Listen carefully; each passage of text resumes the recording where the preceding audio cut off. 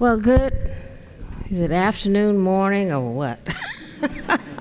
I was rushing to get here and got a phone call, and guess what? I left my heels at home. So that's why I'm 2 inches shorter than I normally am. But really, this is an honor for me to welcome you to the great city of Carson. This is the place that I call home, and I like to tell people that I live, work, and play in the city of Carson. I would like to thank the Center for Creative Land Recycling for your efforts in putting together this event. I would also like to thank the U.S. EPA Region 9 and the DTSC Office of Brownfields for hosting the conference. We are honored to be the site for this event and welcome everyone to this beautiful, what I call, city of Carson. We have professional people here from all sectors attending with us today, including state, federal agencies, nonprofits, counties, private companies, and more. This event is very special in that it is the only statewide land use conference and provides an opportunity for us to gather together and build capacity to transform all of our communities.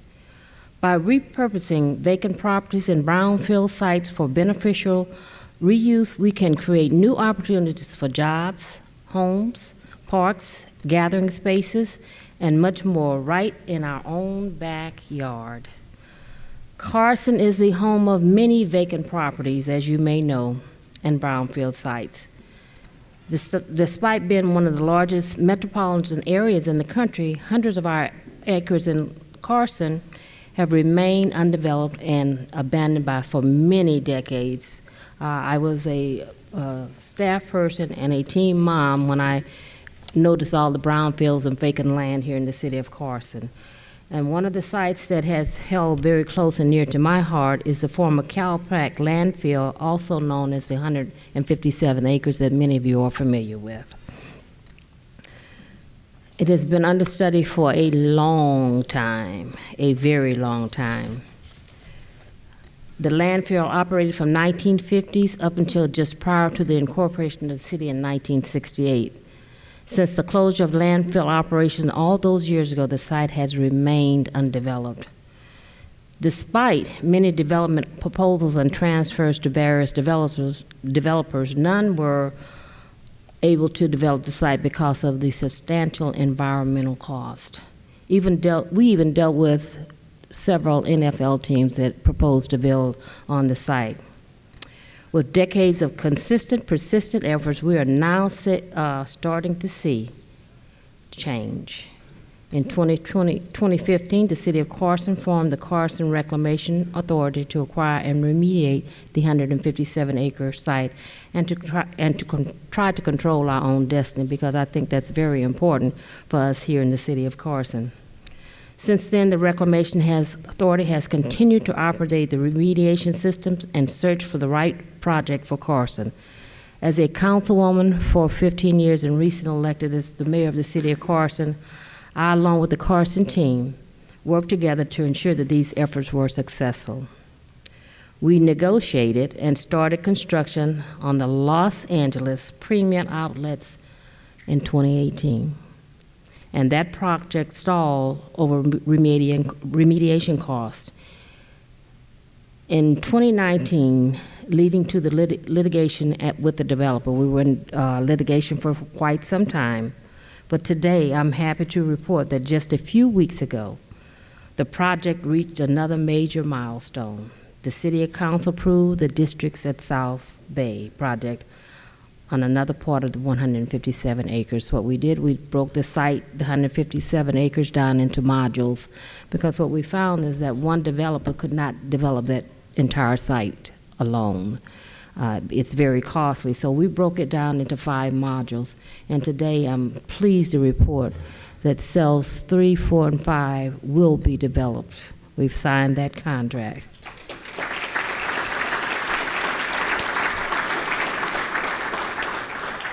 This project will create thousands of new permanent jobs in Carson and includes a community gathering spaces, a dog park, a children's play area, and outdoor dining. The project will include public art, outdoor spaces for events, and will fund the mitigation of impacts on the city's infrastructure and services. I'd like to also report today that we have some more good news. In the past week, the authority is working on agreements that would bring the developers, Maastricht and Simon, back to the table to develop the outlets that we have been talking about for over 50 years. And this will be approved hopefully within the next several weeks. Carson has waited a long time for these projects, and even with these accomplishments, we know that there is much, much more work to be done. My vision for Carson's future is to continue these efforts and to transform abandoned and forgotten land into spaces of opportunities and empowerment for our community. And I believe we have gathered here today at the 2022 Land Recycling Conference for the same purpose. I believe we have gathered here to network with others who share the same vision and optimism for the future of our communities, and to learn from one another and develop skills and knowledge to transform communities all over the nation. And with that, would like to thank you for all that you're doing and on your part, and for attending this conference and for having it here in the great city of Carson. Thank you and welcome to what I call the jewel of the South Bay. Our future is unlimited. Thank you so much.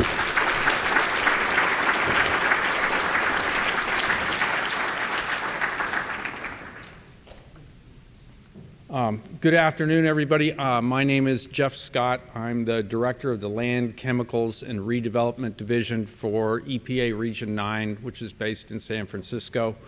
For those of you that aren't familiar with it, our region covers California, Arizona, Nevada, Hawaii, the American flag Pacific Islands in Guam, American Samoa, and the Commonwealth of Northern Marianas, and as importantly, covers 148 sovereign Indian tribes in our region. So we have quite a region.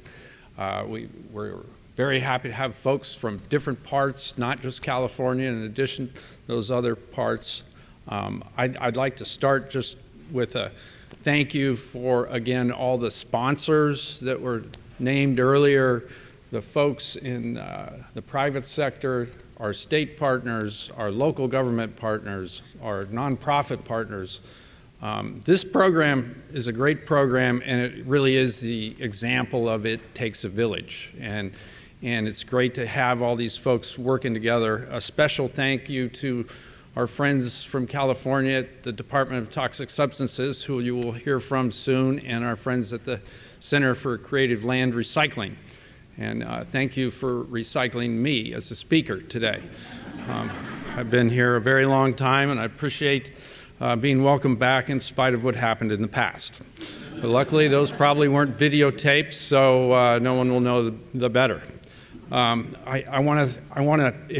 June 20th. I wanted to say a happy Juneteenth, and I think it was a great moment. We had the holiday, so I'm hopeful that even if you didn't have the holiday, folks were able to take stock of this important new holiday and what it really represents, and an important change, and not to be forgotten. Also, I couldn't help but, for you fathers out there, happy Father's Day weekend. I'm very lucky to have a 23-year-old daughter myself, and that is truly the really the most important thing in my life, I'd say. And she always reminds me of how important our work is. The commitment to what we leave to our young people, as well as what we do for people today, is a big part of why I've enjoyed working for EPA and being recycled for many decades. And it's why I've truly been excited to be part of the and support the Brownfields program for many years. The Brownfields program, as you know, helps people today and the young people of tomorrow. And To that end, I wanted to, frankly, I'm honored to announce a new collaboration between US EPA and that we've developed with the Center for Creative Land Recycling, the new outreach campaign, Vacant to Vibrant. I think it's a reasonably clever idea, if I do say so myself, and I didn't have anything to do with it. So, the campaign aims to connect, listen, and engage stakeholders and leaders in communities with environmental concerns across our entire region, and to support all of you out there through the process of making your vacant land vibrant. Throughout this campaign, EPA and CALRC will be listening to you and sharing programs that offer tools and financial resources to help you evaluate, redevelop, safely clean up, and truly transform your brownfields properties. Our goal is really to support you out there in the community on your journey to reimagine vacant land, bringing economic vitality to the communities, and creating an environment that promotes really equitable and a better future. Now I'd like to take a moment to introduce you to our new US EPA Pacific Southwest Regional Administrator, Martha Guzman. Martha was sworn in December of 2021, and I know that she also cares deeply about the children I was mentioning, about underserved communities, about our next generation and our environment. Her focus has been on climate change, environmental justice, scientific integrity, and more broadly on achieving progress in making the air, land, and water cleaner and safer for everyone. Martha came to us after having served at the California Public Utilities Commission for 5 years as a board member, and prior to joining the CPUC, she served as Deputy Legislative Affairs Secretary. I had to read that one. At the Office of the Governor, where she worked on legislative passage of the human right to water and passage of the Sustainable Groundwater Management Act. She earned her Master's of Science degree in Agriculture and Resource Economics from UC Davis, and a Bachelor of Science in International Economics from Georgetown University. So please join me in welcoming Martha.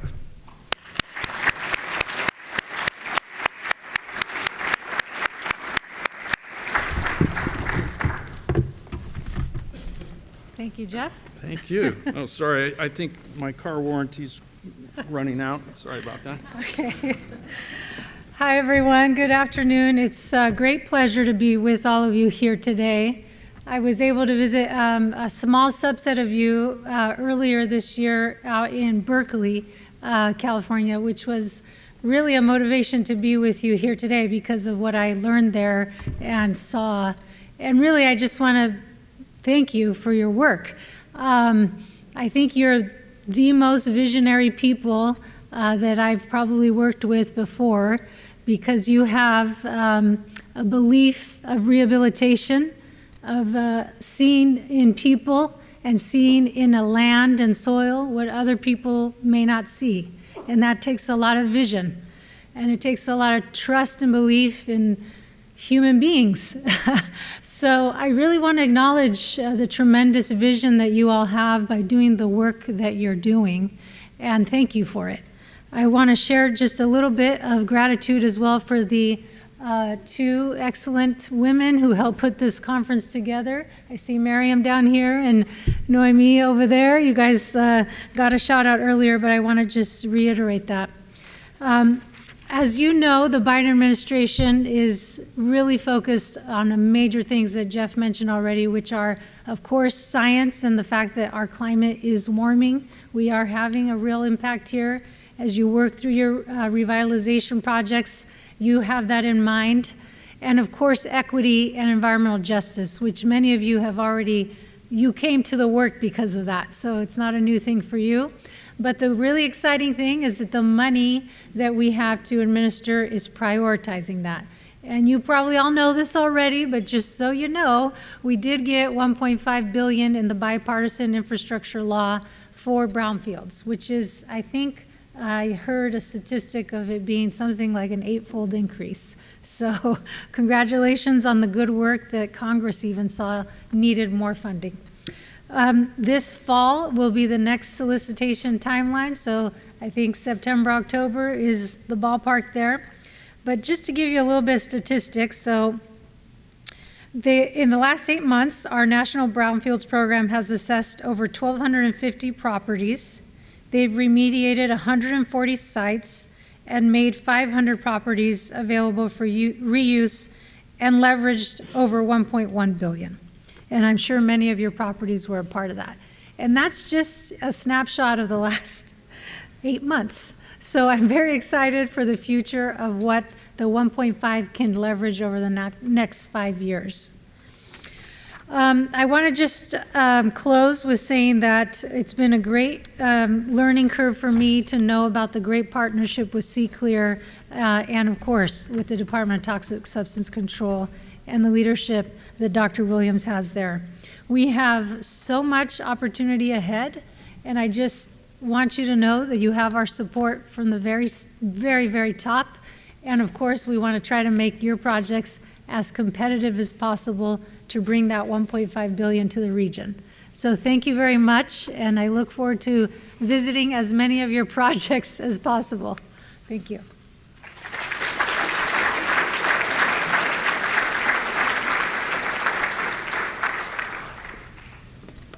Hi, everyone. I'm Miriam Tasnif-Abbasi, and I'm the Brownfield Development Manager for the Department of Toxic Substances Control.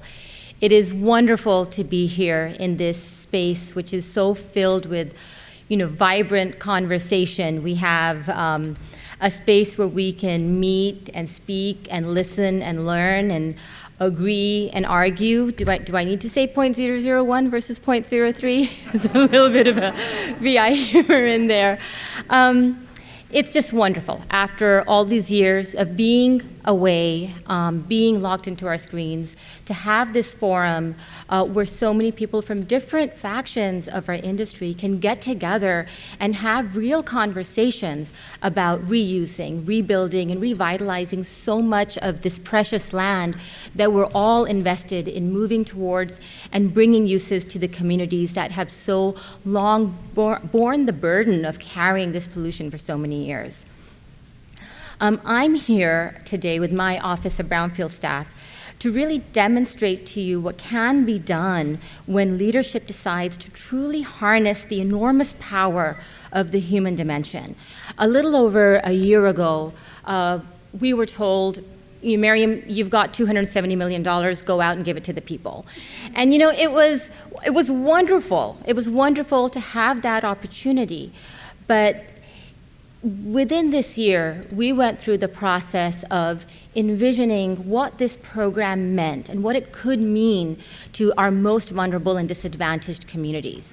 We went through the process of coming up with a structure. We recorded over 1,500 different conversations that we had with people and met with them to understand what was it that they needed and how the work that we were doing and this money that we're bringing into California, how could we use it for the biggest impact possible.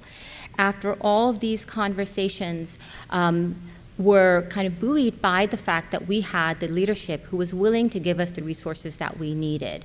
So we were able to build a team. We were able to bring on the Center for Creative Land Recycling as our Brownfields technical assistance provider to help us reach the communities and reach the goal of developing a program that was useful, developing a program, developing a tool that would actually interface effectively with our goals of trying to reuse and recycle land.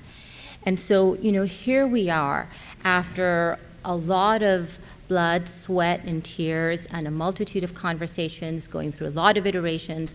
Many of you in this room today helped us by giving us feedback, by participating in pilot tests, by participating in our application process, and giving us feedback on what your communities needed.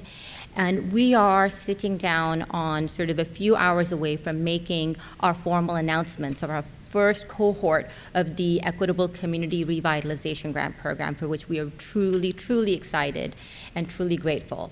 I want to give a quick shout out to my team, everyone who's here wearing a ECR Genius t-shirt. If you guys could stand.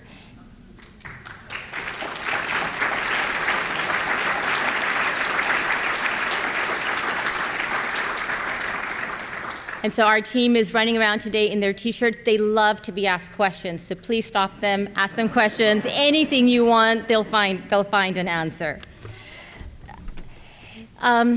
The ECRG was a moonshot. It was a moonshot for us because it was something that was happening so fast, and we felt that the message we were getting was that it needed to be excellent. And I think that's something we really strove to do. What I want to say is that this kind of excellence on the ground from staff cannot happen without truly excellent leadership.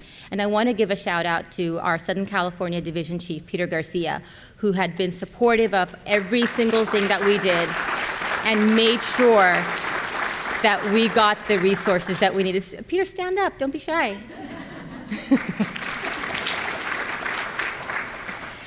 So, you know, when a dedicated group of scientists and geologists and engineers partner with a dedicated group of land reuse specialists, I think this is the kind of impact that we can have.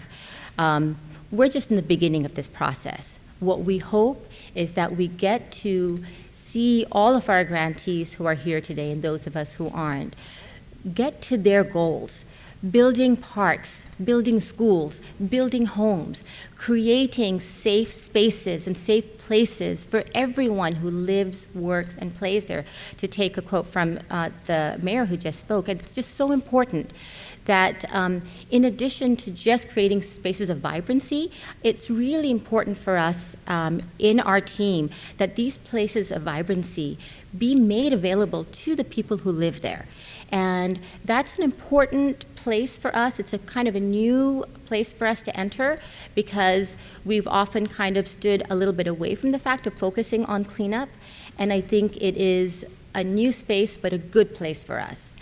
And our next, our next speaker, who I'm going to be introducing, she is one of those people who has really embraced the idea of intersection between science and equity. It can happen, it should happen, and all of us here have a part in making those two concepts meld together for important, good outcomes for all the places that we end up working for our cleanups. So our next guest speaker, I think she really is the cornerstone of the work that we do at DTSC. She was appointed as director in this position in 2019 by Governor Gavin Newsom. During her tenure, she has demonstrated her single-minded commitment to the communities we serve by launching policies to improve DTSC's transparency and accountability. She strives for inclusive processes for DTSC's decision-making because she recognizes the importance of the work that we do to serve California's most vulnerable communities. And like I said, she does recognize that science and equity have a place that can live together. Now, please join me in welcoming Director Dr. Williams, Dr. Meredith Williams of the Department of Toxic Substances Control. I'm so excited. I lost track of what I was saying. Thank you. I'm sure I got everything. So thank you. Thank you, Miriam. That was a lovely introduction.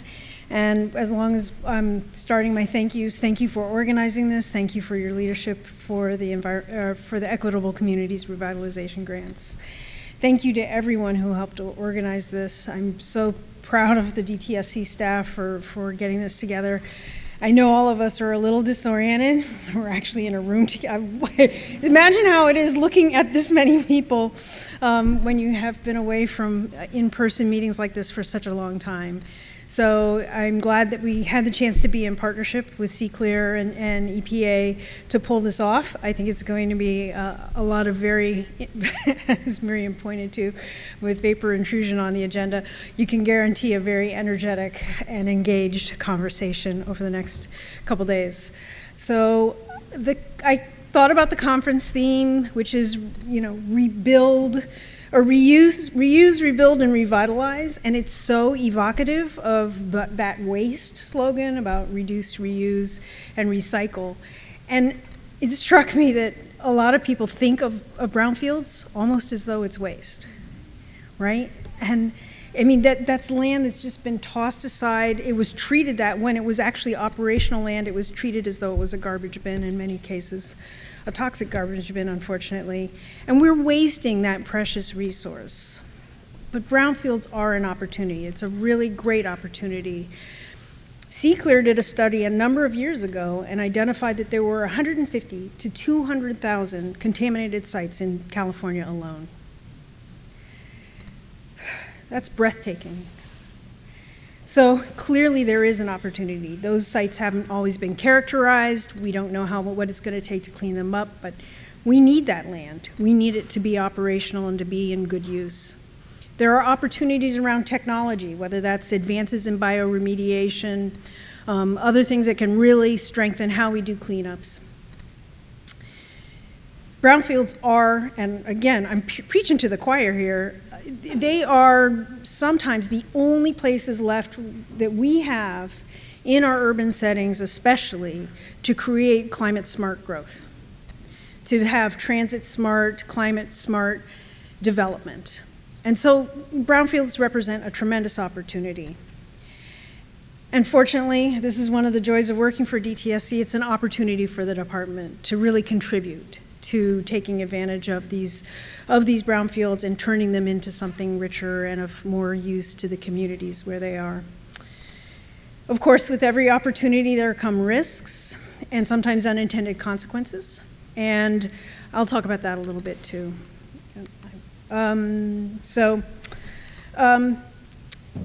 Miriam, when she asked me about this talk, reminded me of a talk that I had given a couple years ago to all of our staff. And it was right as the racial reckoning was starting. And of course, that was a widespread topic of conversation.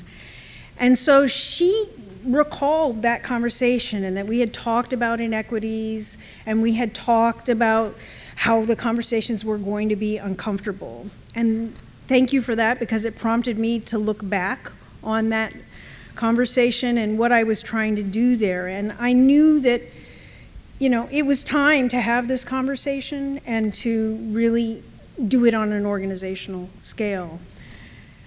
And I thought about those days shortly after George Floyd's murder. And obviously that event had a profound impact across this country. It made us start thinking about equity in new and different ways.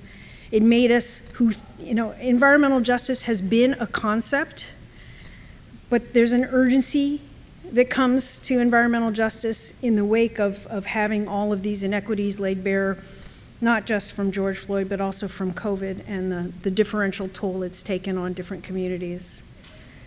There was also a very personal level at which George Floyd impacted me. A lot of people of color had to just deal with acute pain around the event, but also it was an opportunity for us to actually acknowledge that pain, acknowledge it publicly in a way that we maybe hadn't before. For me, it gave me permission to talk about race in a new way, permission, not to always have to make all my white colleagues comfortable, right? I now know that if we're going to move this dial, we're going to have to be uncomfortable. And so when I talked to all of our staff that time, I did talk about that discomfort and the importance of the conversation. I also talked about meeting people where they are, because everybody is starting from their own place, their own perspective. So I knew that we couldn't expect everybody to be, hyper woke on the first conversation. So, but we knew we had to push forward, and I wasn't alone. The entire executive leadership team was in agreement about this and happy to take it on. So I thought a lot about the Government Alliance on Race and Equity, GARE, and they have a concept of normalizing the conversation. We have to be able to talk about it. Yes, it's crunchy sometimes, but we have to make room for that. So I just wanted us to start there. So what did we do? We did some racial bias training. We did some tribal cultural awareness and California Native American history training. We have some grassroots anti-racist groups in our various programs, in pockets within the department. We looked at our hiring, and we found new places to look for candidates, whether that's reaching out to organizations like the Society for Advancing Chicanos and Hispanics and Native Americans in Science, better known, I hope, as SACNAS, or the American Indian Science and Engineering Society. And now we have a list probably of 60 organizations, and that includes branches of these organizations on the different UC or Cal State campuses that we're reaching out to, that we're in contact with in order to do our recruitment. And the idea is that we need a DTSC that represents the state, represents the diversity that many of us have come to love about California. And again, I'll point to my leadership team. I'm so proud of them because we have dug in and really made a commitment and deepened it to equity and to diversity. So we started internally, but obviously that has to translate into external benefit. And one thing we've done is we've hired a new deputy director for our Office of Environmental Equity. Her name is Ivana Cáceres, and she has a tremendous experience with community engagement. She's creative. She brings a new perspective on what it means to engage deeply and to incorporate equity into all that we do. Our strategic plan sets goals for us. And the first goal is strong partnerships, the second is environmental justice, and it sets goals for us to provide better services both to the people we serve, the communities we serve, and to those whom we regulate and oversee. But there are even more outward-facing changes at DTSC. In the last several years, DTSC was reformed. I have mixed emotions about that language, but and part of the reason I have mixed emotions is because I know how good this department is. I know how, where the pockets of excellence are, and I know how committed and how driven by the mission our staff is. So nevertheless, there was a need for the department to be more transparent, more accountable, and to have more fiscal stability. And that was widely recognized by the legislature, throughout the administration, by community members, by a really wide variety of folks. And that resulted in this reform that reset our fees. So among other things, for instance, we can tackle more orphan sites and do more cleanup because of the recognition of the importance of this department. They've now put into place a board of environmental safety, and it's a five-women board who is providing a public forum to discuss the issues related to DTSC. Among many things that they'll do, they will look at the priorities we set for doing cleanup work around the state. They will have clear metrics by which they measure DTSC's effectiveness and by which they'll measure their own effectiveness. And they'll have an ombudsperson to be that point of contact for community members, for the regulated community when they're not getting satisfaction in their interactions with us. Within that reform, there was one-time funding of $500 million. And that was the genesis of the ECRG grants that are being announced today. And that's really allowing us to do a tremendous amount that we haven't been able to do. CVCI, as we call it, Cleanup in Vulnerable Communities Initiative, has a lot of different aspects to it. It's allowing us to clean up more orphan sites. We are providing technical assistance grants to communities. We're looking for opportunities to train workforce members so that they can benefit from the economic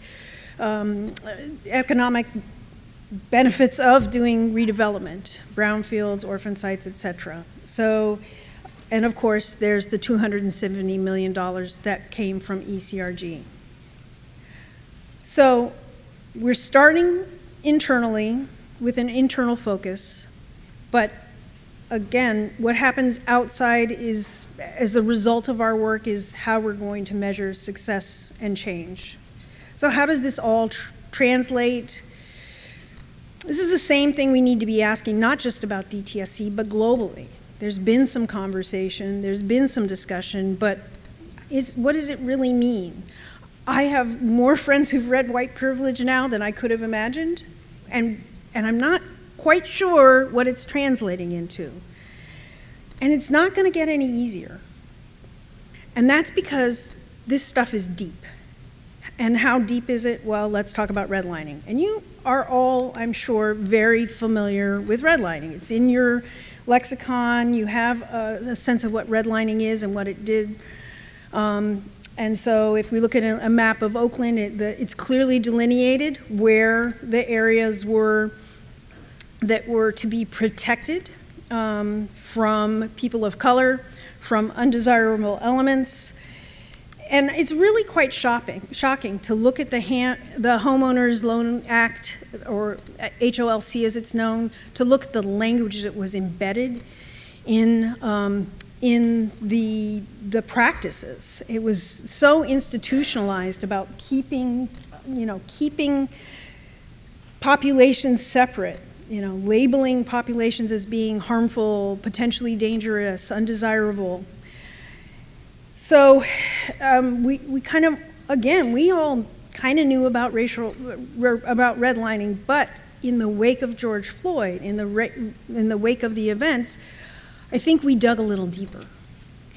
And CalEPA in particular convened a number of staff members from the Water Board, the Air Board, basically everybody but DTSC. I don't know why we weren't in the room, but CalRecycle was there and US EPA participated.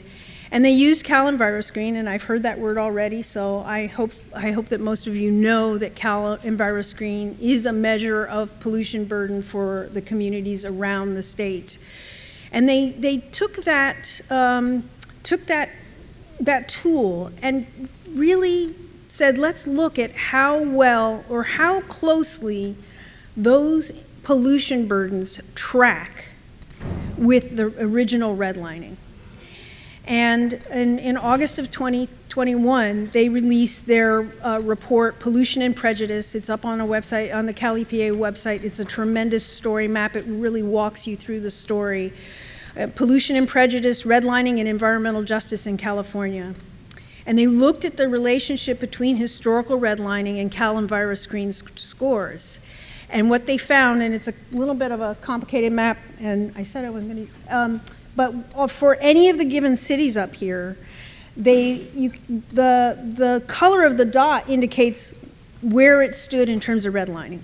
Was that a considered safe or largely protected for white communities area, which would be a green dot, all the way through the undesirable areas, which would be these darker red dots. And if we look at the spread of the CalEnviroscreen scores, they directly relate to where those original redlining maps were. And it's pretty shocking. If we look at Fresno or Sacramento, we're looking at a 25-point difference in CalEnviroscreen scores between those protected redlined, non-redlined areas versus the heavily redlined areas. If we look in Stockton, that's 30 points, which is tremendous. So again, we dug a little deeper and we learned a little more, and we learned just how embedded this is and just how much work we have to do. And of course, this gives DTSC an opportunity to dig a little deeper also. So, and that brings us to the Equitable Communities Revitalization Grants. And it is a great opportunity. It's not obviously going to redress the kinds of disparities I just outlined, but it is, for this little department, relatively small department, it is a game changer. $270 million that we will be able to award in the coming years. And today we're announcing the first round of those awards, totaling $75 million. We received 74 applications, and we're awarding 54 grants.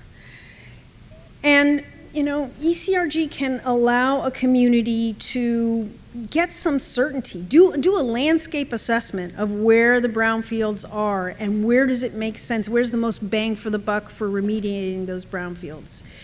It can fund community engagement if that's, you know, if it's hard to come by funds for that, it can fund community engagement. It can defray regulatory oversight costs so that we can have confidence in how the cleanup is done. Landscape community assessments I mentioned, and then just planning. So it really gives a flexible approach. There's a lot of solutions that can be tackled with this. And as a result, we ended up with quite a lot of grantees. Yeah, I'm really excited.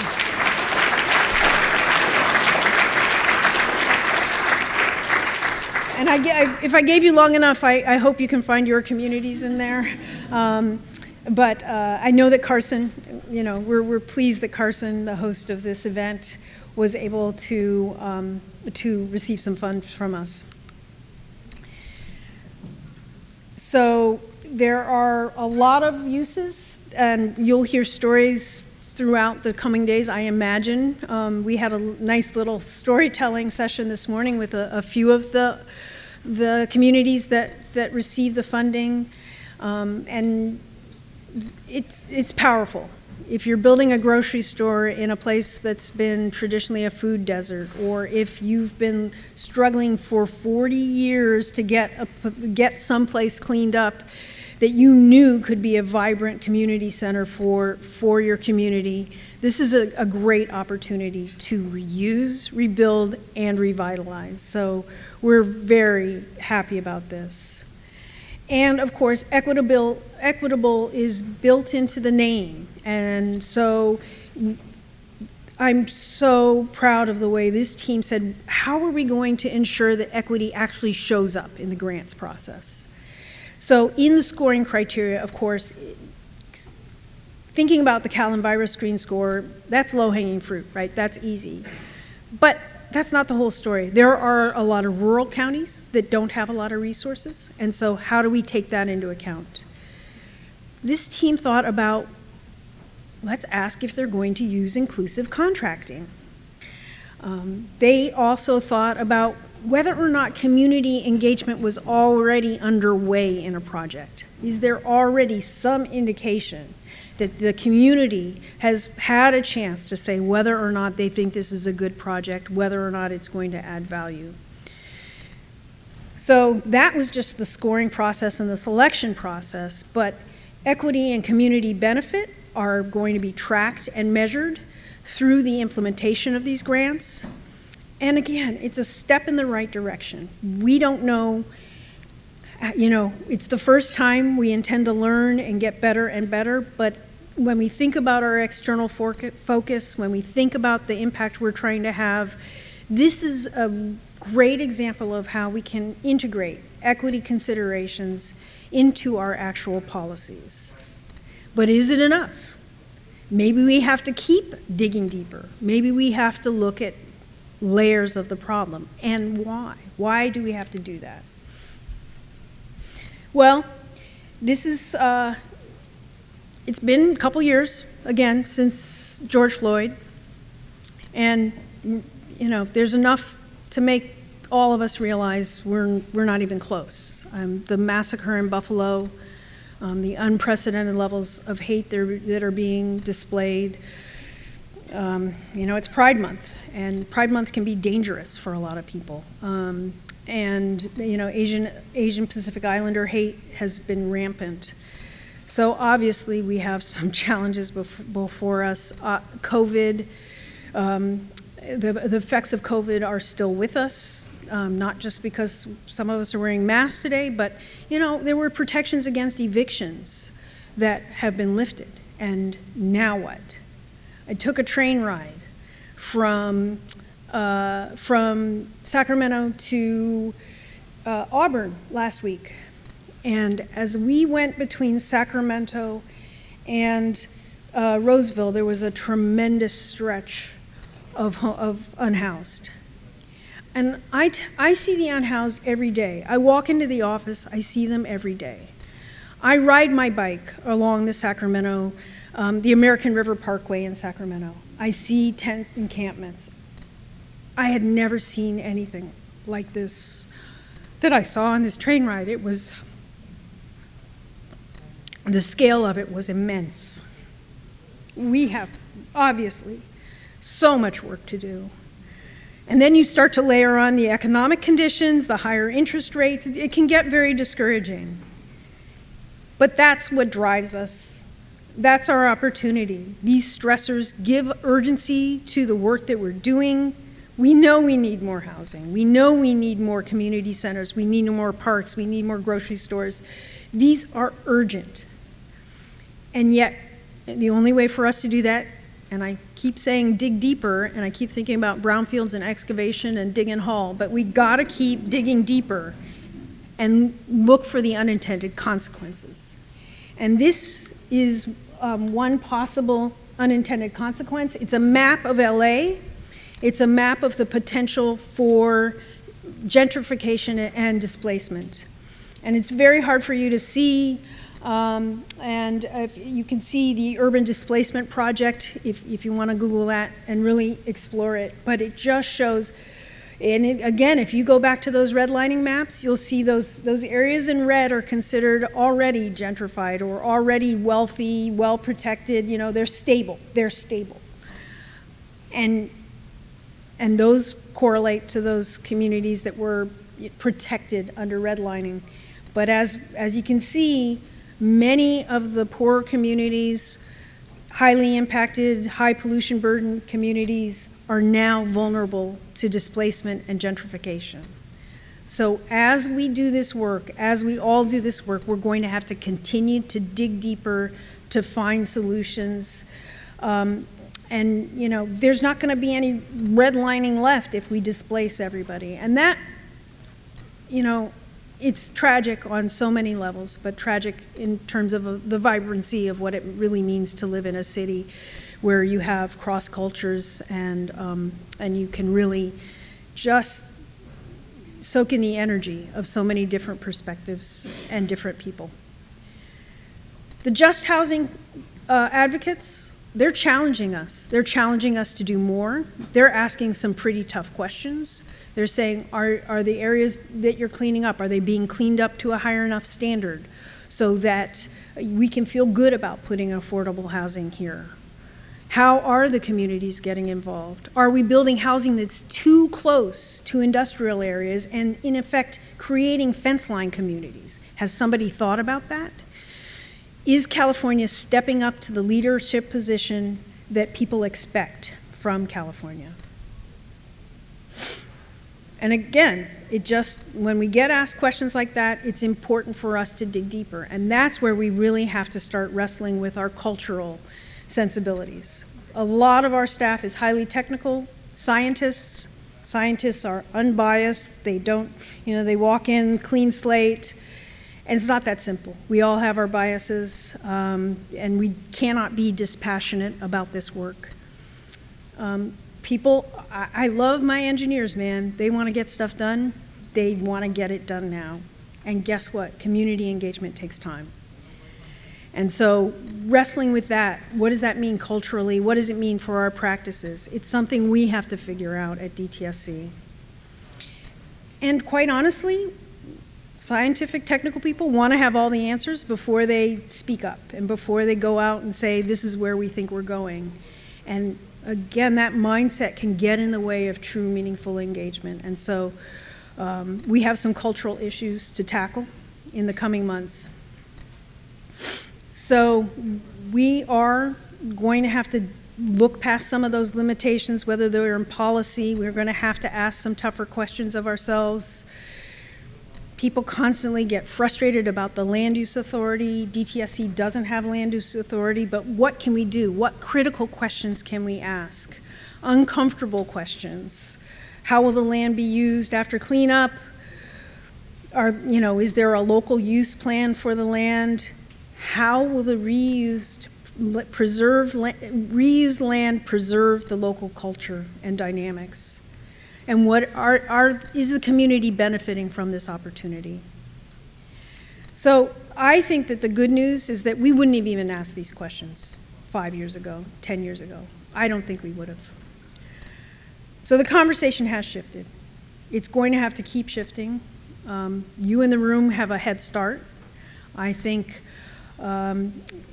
it's just, again, Martha, you said it so well, it's people who really believe in this work, believe in the opportunity that brownfields provides, and believe in equity. I'm optimistic that there's a commitment to equity.